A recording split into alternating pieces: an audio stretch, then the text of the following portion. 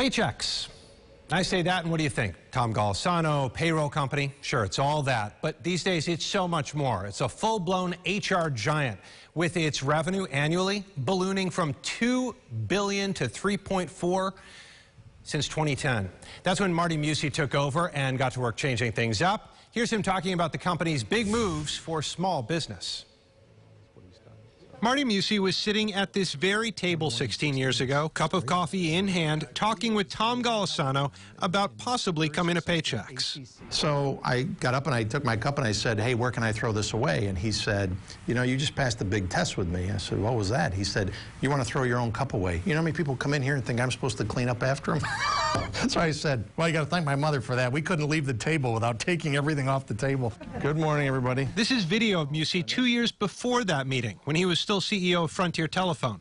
News 8 followed him through one of his non-stop days. What do you think? 18 years later. How's your work-life balance?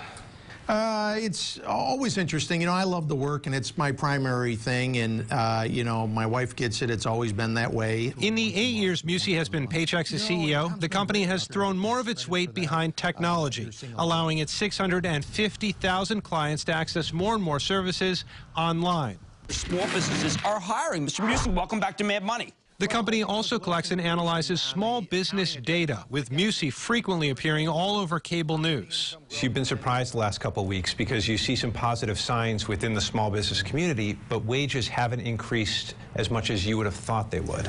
We surveyed clients to get further data. They don't feel like many small businesses are not making enough of a profit to raise wages, or 30% of them said they were investing in capital investments and other investments in their business to help it grow. We're seeing more companies go to part-time, to contingent workforce, anything to try to hold those wages down because they're still not making enough profit. From the other side of the table, Mucci says he's working every day to change that. Themselves, you know, so you got to have the profit to get the. Mucci also told me that Paychecks is now the largest employer of publicly traded companies in the Rochester area. So